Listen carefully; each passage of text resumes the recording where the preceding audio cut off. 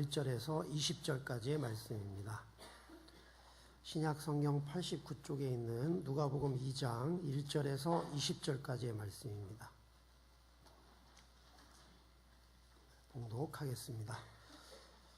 그때 가이사 아구스도가 영을 내려 천하로 다 호적하라 하였으니 이 호적은 구레뇨가 수리아 총독이 되었을 때에 처음 한 것이라. 모든 사람이 호적하러 각각 고향으로 돌아가매 요셉도 다윗의 집 족속이므로 갈릴리 나사렛 동네에서 유대를 향하여 베들레헴이라 하는 다윗의 동네로 그 약혼한 마리아와 함께 호적하러 올라가니 마리아가 이미 잉태하였더라. 거기 있을 그때 해산할 날이 차서 첫 아들을 낳아 강보로 싸서 구유에 뉘었으니 이는 여관에 있을 곳이 없음이러라. 그 지역의 목자들이 밤에 밖에서 자기 양떼를 지키더니 주의 사자가 곁에 서고 주의 영광에 그들을 두루 비추매 크게 무서워하는지라. 천사가 이르되 무서워하지 말라. 보라, 내가 온 백성에게 미칠 큰 기쁨의 좋은 소식을 너희에게 전하노라. 오늘 다윗의 동네에 너희를 위하여 구주가 나셨으니 곧 그리스도 주시니라. 너희가 가서 강보에 쌓여 구유에 뉘어 있는 아기를 보리니 이것이 너희에게 표적이니라 하더니 호련히 수많은 천군이 그 천사들과 함께 하나님을 찬송하여 이르되 지극히 높은 곳에서는 하나님께 영광이요 땅에서는 하나님이 기뻐하시는 사람들 중에 평화로다 하니라. 천사들이 떠나 하늘로 올라가니 목자가 서로 말하되 이제 베들레헴으로 가서 주께서 우리에게 알리신 바 이 이루어진 일을 보자 하고 빨리 가서 마리아와 요셉과 구유에 누인 아기를 찾아서 보고 천사가 자기들에게 이 아기에 대하여 말한 것을 전하니 듣는 자가 다 목자들이 그들에게 말한 것들을 놀랍게 여기되 마리아는 이 모든 말을 마음에 새기어 생각하니라. 목자들은 자기들에게 이르던 바와 같이 듣고 본 그 모든 것으로 인하여 하나님께 영광을 돌리고 찬송하며 돌아가니라. 아멘.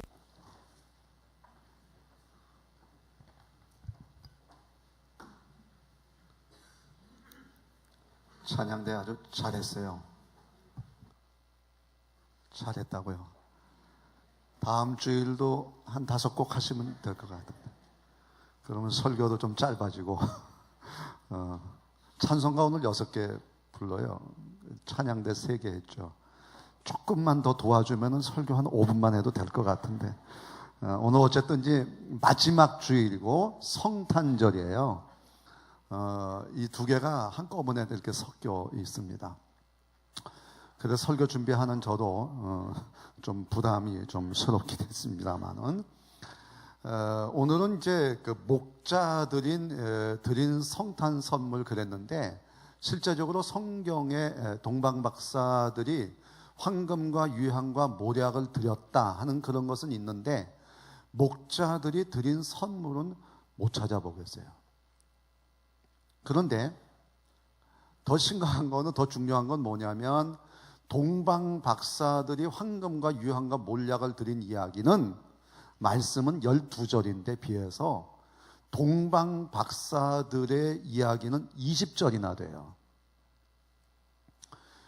지금도 제가 그 이야기를 놓칠 수가 없는 것 가운데 하나가 뭐냐면 정말 어렵게 사시는 집사님이 저한테 그런 얘기했어요. 목사님, 내 소원은 정말 교회에다가 돈 좀 헌금 좀 많이 하는 게 내 소원입니다. 정말 그 얘기를 들으면서 교회는 돈 없으면 가지도 못하고 예수도 믿지 못하는 종교냐 하는 그런 이야기들을 우리들이 이제 하게 되잖아요. 근데 오늘 동방박사 이야기가 아닌 목자들의 이야기 속에 그 해답을 우리가 찾을 수가 있어요. 자, 20절의 내용이지만 이 성경을 크게 둘로 나눠서 생각해 볼 수가 있습니다. 하나는 뭐냐면 로마 황제 아우구스에 의해서 많은 사람들이 자기 고향으로 돌아가요. 그러니까 황제의 명령에 따라서 행동하는 사람들의 이야기가 첫 번째. 두 번째, 하나님의 명령에 따라서 움직이는 목자들의 이야기가 두 번째.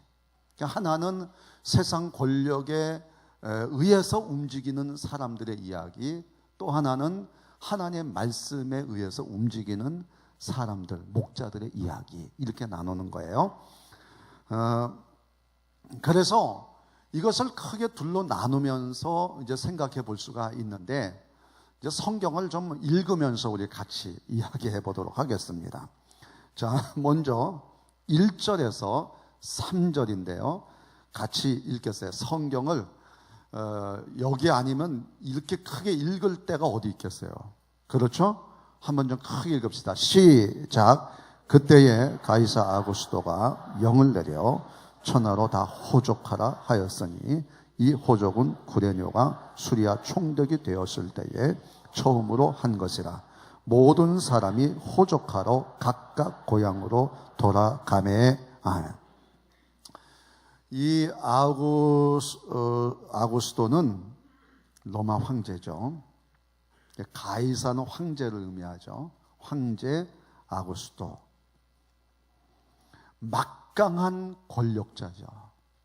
식민지 백성들 보고 한 사람 한 사람이 다 고향에 가가지고 호적 정리하라 이런 얘기하는 거예요. 모든 사람에게 주민세 받으려고 이제 이 얘기하는 거죠. 세금 거두려고.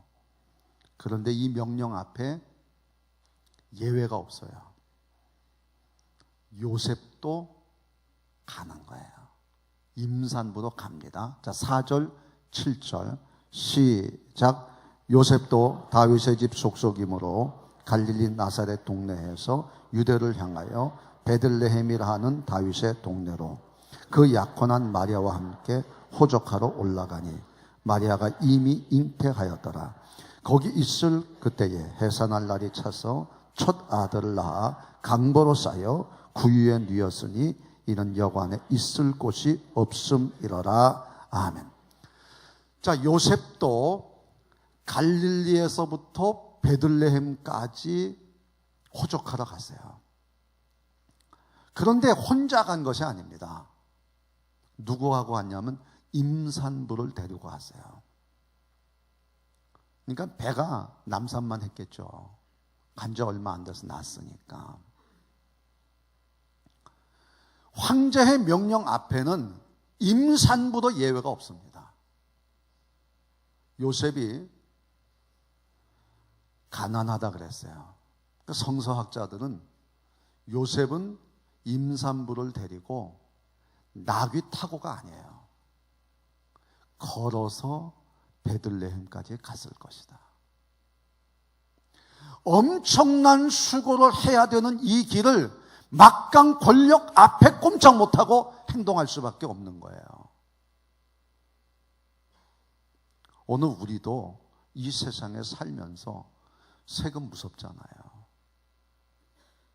막강 권력에게 꼼짝 못하게 그 명령 따라서 살아갈 수 없는 나약한 인생들, 그게 바로 저하고 여러분들이에요. 그런데 여기에서 우리에게 중요한 사실 하나를 얘기해요. 그 임산부를 나사렛에서부터 베들레헴까지 끌고 내려와서 아기를 낳게 했어요. 400년 전에 미가라는 선지자가 예언을 했어요. 미가서 5장 2절 베들레헴 에브라다야, 너는 유다 족속 중에 작을지라도 이스라엘을 다스릴 자가 네게서 내게로 나올 것이다. 무슨 얘기예요? 막강 권력에 의해서 움직여지는 모든 사람들, 거기에 하나님을 섬기는 유대인들조차도 그들에게 황제 앞에 꼼짝 못할 수밖에 없는 그런 시대 속에서도 하나님의 말씀은 이루어져 가고 있고 성취되었다는 것을 우리에게 가르쳐주고 있는 거예요. 세상이 아무리 험해도 하나님의 말씀은, 하나님의 역사는 그 말씀대로 이루어지고 있다는 것입니다. 여러분, 이 땅에 정의가 있어요? 공의가 있어요? 저는 요즘에 새벽 기도를 하면서 하나님의 정의와 공의를 이렇게 정의를 내렸습니다. 정의는 하나님의 말씀, 공의는 하나님의 말씀의 성취. 오늘 그 현장을 우리들이 같이 보고 있는 것입니다. 알든 모르든. 자, 그 다음에 이제 목자들의 이야기로 돌아가 보겠습니다. 자, 8절 9절입니다. 시작. 그 지역의 목자들이 밤에 밖에서 자기 양떼를 지키더니 주의 사자가 곁에 서고 주의 영광이 그들을 두루 비춤에 크게 무서워하는지라. 아멘. 그 지역의 목자들이, 여러분, 수많은 사람들이 있어요. 동방 박사들에게도 나타났어요. 그런데 유대 지역에서는 목자들에게 하나님의 천군 천사들이 나타나서 하나님의 음성을 들려줍니다. 우리가 어저께 마음과 생각 18장을 보게 되면 디셉 사람 엘리야가 하나님의 부름을 받습니다. 근데 그 사람의 신분이 뭐냐? 성경에 밝혀진 게 없어요. 딱 하나, 우고하는 자. 그건 무슨 얘기냐면 남의 집에 곁들여 사는 사람. 자기 집 없어요. 재산 없어요. 가난한 사람이에요. 그런데 그런 사람에게도 하나님이 사명을 맡기시고 그 사명 가지고 엘리야가 아합 왕한테 가는 거예요. 내가 부족하다고요? 하나님은 이렇게 목자와 같은 사람, 엘리야와 같이 우고하고 가난한 사람을 들어서 하나님의 일꾼으로 쓰는 거예요. 하나님이 쓰시면 마른 막대기 봐도 못한 나를 하나님이 쓰시면 하나님이 일꾼 되는 거예요. 다시 말하면 세상 권력 앞에는 어떤 일을 시켜도 다 하면서 하나님의 명령 앞에는 자격을 논하고 부족하다 그러고 안 한다 그러고 그러지 않아요. 하나님은 다 쓰셔요. 모세, 나 못해요. 그럴 때 하나님 뭐라 그랬어요? 내가 정령 분명하게 확실하게 내가 너와 함께 하리라. 그 사실 하나 믿고 모세가 애굽에 가서 출애굽의 지도자가 되는 거란 말이에요. 자, 목자 얘기로 돌아오겠어요. 목자는 히브리 말로 암하하레츠 이렇게 표현을 해요. 그냥 양치는 사람의 뜻이 아니에요. 이 말의 뜻은 뭐냐면 땅의 사람들, 율법 밖에 있는 사람들이에요. 그러니까 율법대로 사는 사람은 하늘의 뜻을 따르기 때문에 하늘의 사람이라 그러고 이 사람들은 율법 밖에 있는 사람이라서 땅의 사람이라 그런 거예요. 오늘 여기 나오죠? 밤에 양을 지키고 있어요. 정말 모든 직업 가운데 가장 극한 직업이 목자의 직업이에요. 안식일 지킬 수 없어요. 왜냐하면 안식일에도 양들은 먹을 걸 먹어야 돼요. 도둑 지켜야 돼요. 늑대와 같은 맹수 지켜야 돼요. 안식이라고 상관없이 사는 사람들이에요. 그래서 암하하레츠, 땅의 사람, 율법 밖의 사람들이라고 이야기한 거예요. 그런데 하나님의 음성이, 하나님의 지시가 그런 사람에게 오늘 임하는 거예요. 그런데요, 이런 목자들에게 하나님의 음성을 들려주세요. 10절 12절입니다. 같이 읽겠습니다. 시작. 천사가 이르되 무서워하지 말라. 보라, 내가 온 백성에게 미칠 큰 기쁨의 좋은 소식을 너희에게 전하노라. 오늘 다윗의 동네에 너희를 위하여 구주가 나섰으니 곧 그리스도 주시니라. 너희가 가서 강보에 쌓여 구유에 누여 있는 아기를 보리니 이것이 너희에게 표적이니라 하더니 아멘. 자, 하나님의 천사가 하는 얘기가 뭐냐면 베들레헴에 이 세상의 구주이신 아기 예수가 태어났는데 너희는 가서 그것을 봐라, 이 얘기를 하는 거예요. 증인되라는 거죠.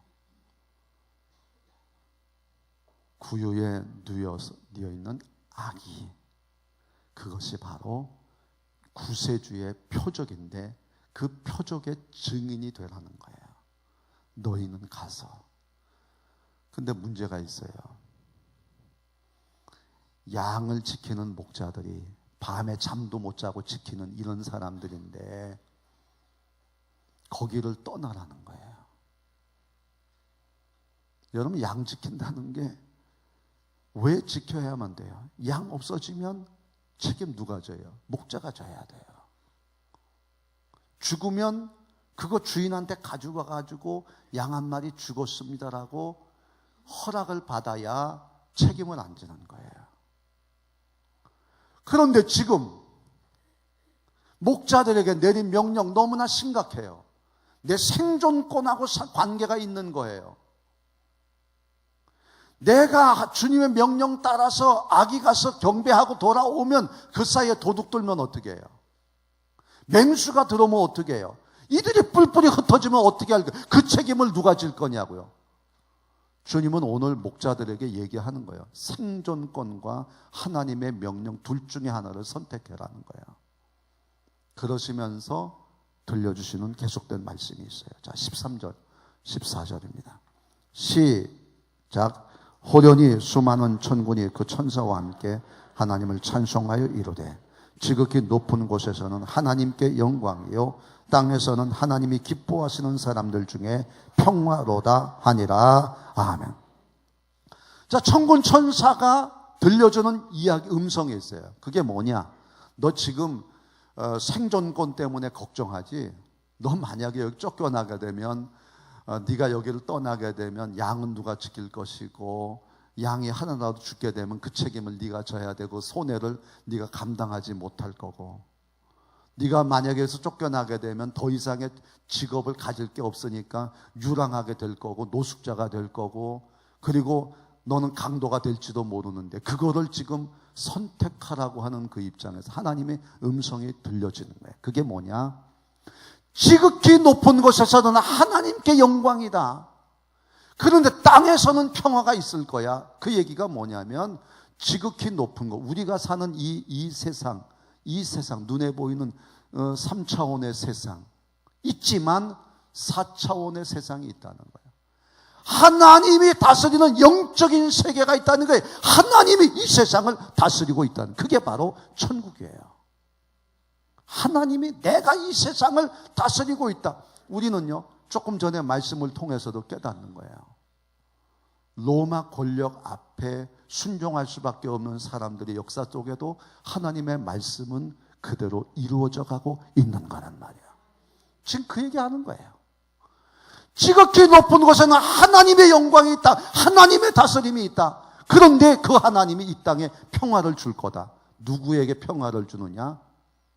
땅에 있는 사람들 가운데 누구? 하나님을 기쁘시게 하는 자에게는 평화로다.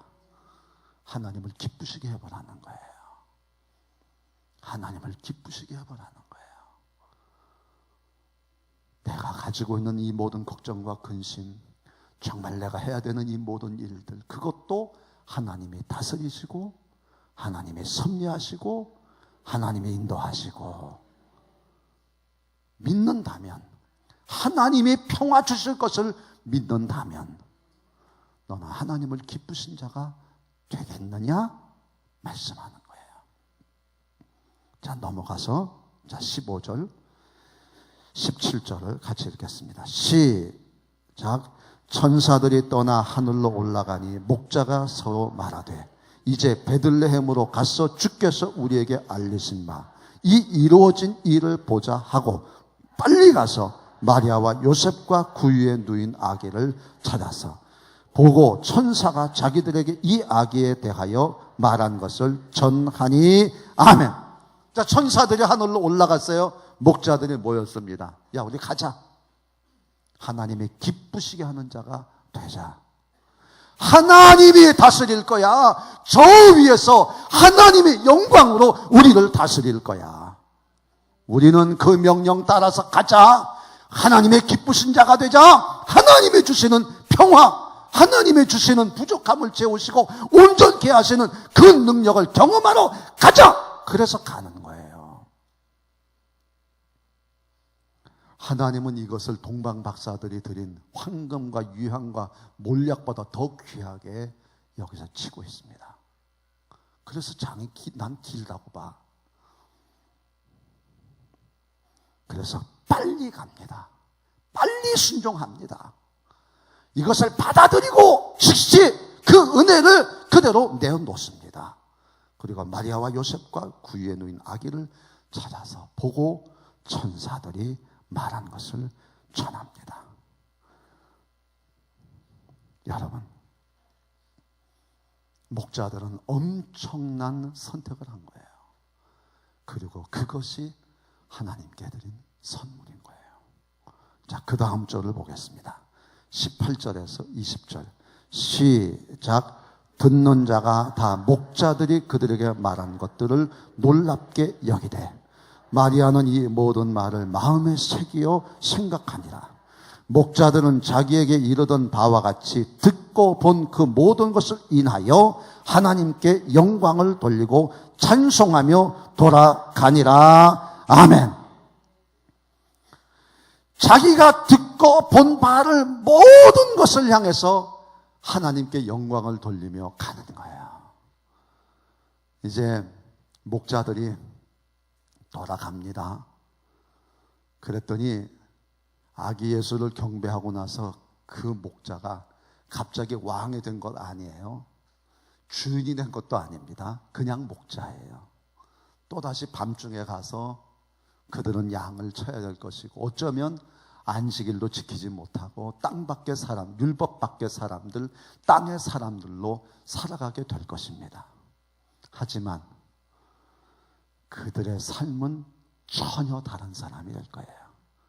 왜냐하면 하나님의 다스리심 속에서 하나님이 주시는 평화를 누리며 살아가는, 많은 사람들이 나를 목자라, 비천한 자라, 땅의 사람이라, 율법 밖의 사람이라 얘기할지는 모르겠으나 나는 어떤 사람이에요? 하나님을 기쁘시게 하는 자예요. 하나님께 영광을 돌리는 거예요. 하나님 내 인생을 책임져 주실 줄로 믿습니다라는 거예요. 여태까지는 돈으로 살았어요. 권력으로 살았어요. 내가 지식이 있어야 사는 것처럼 생각했어요. 그러나 이제는 그렇잖아요. 하나님의 은혜로 사는 줄로 믿습니다라고 하는 거예요. 여러분, 로마 황제 아구스토는 많은 사람들의 세금을 걷기 위해서 이들에게 호구조사를 명령을 했고 그 명령 권력 앞에 사람들은 숨죽이며 따를 수밖에 없었어요. 임산부까지도 대우를 받을 수 없었어요. 그러나 그렇게 돈으로 세운 나라는 망했습니다. 돈으로 세운 나라는 망합니다. 그러나 하나님이 다스리시는 하나님의 교회, 하나님의 나라는 영원히 망하지 않고 주님 오시는 날까지 계속 영원히 존재하게 될 줄로 믿습니다. 여러분, 그렇지 않습니까? 우리는 어저께 열왕기상을 보면서 엘리야가 아합 왕에게 3년 가뭄이 들 것이라 명령하고 난 다음에 그는 아합 왕에게 쫓겨서 숨을 수밖에 없었어요. 하나님이 피난처를 제공하십니다. 그리스네가로 가라. 하나님이 먹을 것과 마실 것을 공급합니다. 까마귀와 까마귀를 통해서 먹을 것을 주시는 거예요. 이제 하나님은 그에게 사르밧 과부에게 가라고 합니다. 사르밧 과부에게 갔습니다. 그런데요, 거기에 엘리야와 같은 사람이 있어요. 어떤 사람? 마지막 남은 양식, 그것을 가지고 주의 종이 나에게, 하나님이 말씀하길 나에게 이거 좀 대접하라 그랬다. 좀 주라. 예, 그렇게 하겠습니다. 그 마지막 남은 양식을 어떻게 주의 종이 그걸 달라 그래요? 바칩니다. 떡을 해드립니다. 하나님께서 밀가루 통이 떨어지지 아니하고 3년 가뭄 동안에 기름병에 마르지 아니하도록 하나님이 채워주시고 먹여주셨습니다. 그는 갑자기 부자가 되지 않았습니다. 갑자기 왕이 된 것도 아닙니다. 그러나 그의 삶 하루하루는 하나님의 기적과 은혜로 하나님이 살게 하시는 것입니다. 지난 주간에 방송을 보는데 성남의 안나의 집이라고 운영하시는 한 수도사, 천주교 수도사의 이야기가 나와요. 노숙자들을 먹이는데요, 쌀이 떨어졌어요. 밑에 직원이 얘기를 합니다. 수도사님, 쌀이 떨어졌습니다.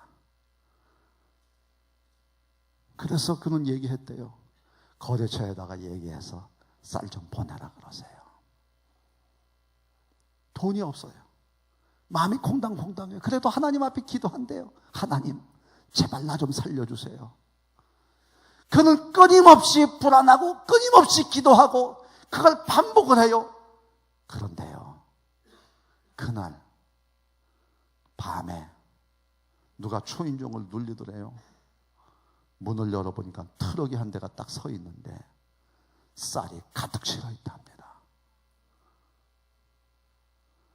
그는 그 방송에서 이렇게 표현해요. 이와 같은 기적이 이 안나의 집을, 노숙자들을 먹여 살리고 있습니다. 하나님을 기쁘시게 한다고 하는 것 다른 거 아니에요. 아무리 세상 권력이, 세상의 말 우리가 다 듣고 있지만 그러나 잊어서는 안 되는 거 있어요. 하나님이 그 속에서도 하나님의 말씀은 역사하시고 응답되고 있다는 사실입니다. 주님이 오시는 그날 우리에게 묻습니다. 계시록에 뭐라고 했어요?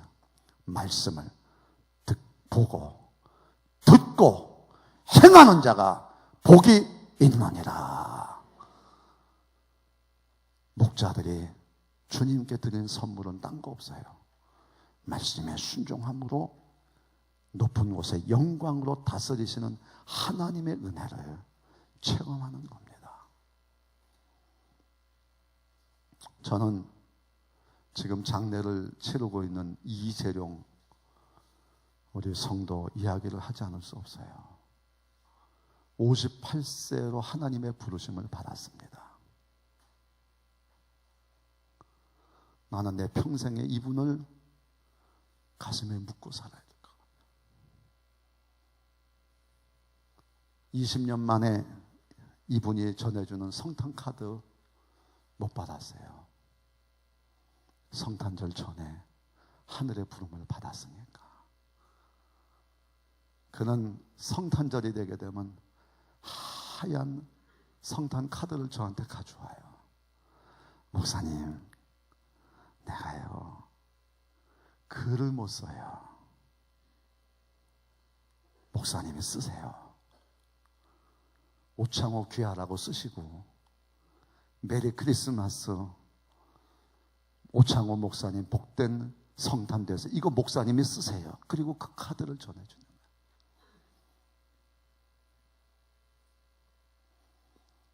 그건 20년 돼가는 일인데 우리가 월드비전의 사랑의 빵 저금통을 여러분에게 나눠드렸던 적이 있어요.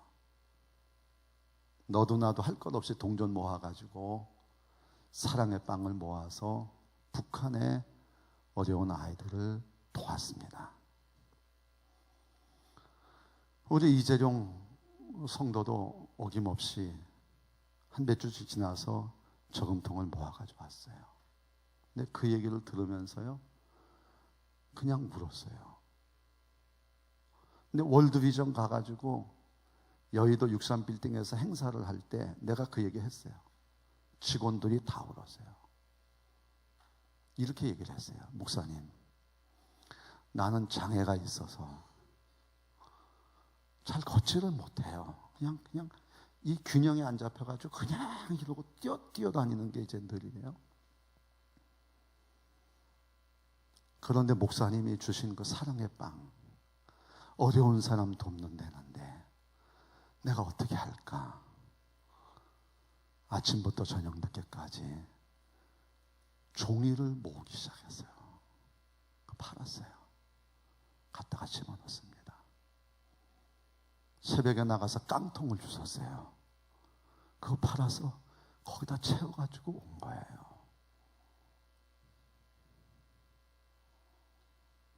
가난해서 예수 믿기가 힘들어요? 이런 분은 천국에 못 갔을 것 같아요? 헌금 적게 해서? 지극히 작은 소자에게 하나한 것 착하고 충성된 종이 마지막 날에 주님 앞에 칭찬받는 거예요. 그분 하늘나라 가셨고 하늘에 큰 상급이 있을 줄로 믿습니다라고 하는 거예요. 돈 없다는 얘기 좀 제발 좀 하지 마세요. 돈 없는 것 세는 것보다 더 중요한 건 하나님을 기쁘시게 하는 자가 되는 거예요. 내가 가진 것 없고 나 천한 직업이고 나 율법 밖의 사람이고 정말 하나님 말씀대로 내가 살 수 없는 그런 환경에 있다고 할지라도 안식일을 못 지킨다고 할지라도 정말 하나님을 기쁘시게 하는 자로 이렇게 살아가고 있냐 그 말이에요. 교회는 하나님의 은혜로 세워져 가는 것이고 하나님을 기쁘시게 하는 자로 하나님의 교회는 세워지고 하나님의 말씀은 그대로 이루어짐을 믿어. 너 구하나 주실 것이요 찾으나 찾을 것이요 문을 두드리라 열릴 것이니라.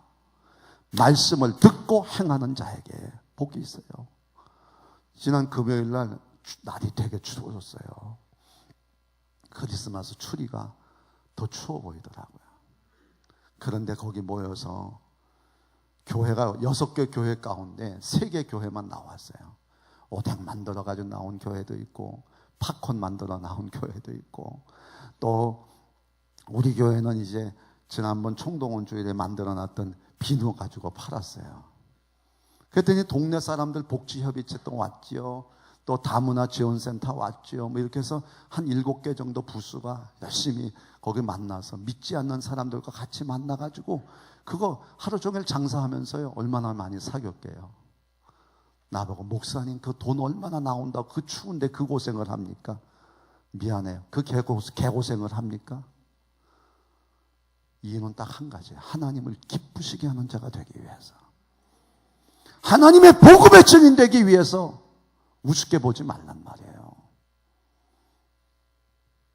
가만히 앉아가지고 성경에 베들레헴에 아기 예수가 나신다 그랬다. 말만 하는 대제사장과 서기관들의 꼴 하지 말고 우리는 가진 거 없어도 하나님을 기쁘시게 하는 자, 그런 교회와 그런 성도가 그런 목자가 하나님께 정말 기쁜 예물을 드린 줄로 믿습니다라고 하는. 기독교 인구가 1이다? 그거 너무 좋아하지 마세요. 심각한 문제는 종교를 믿지 않겠다는 사람이 56%나 돼요.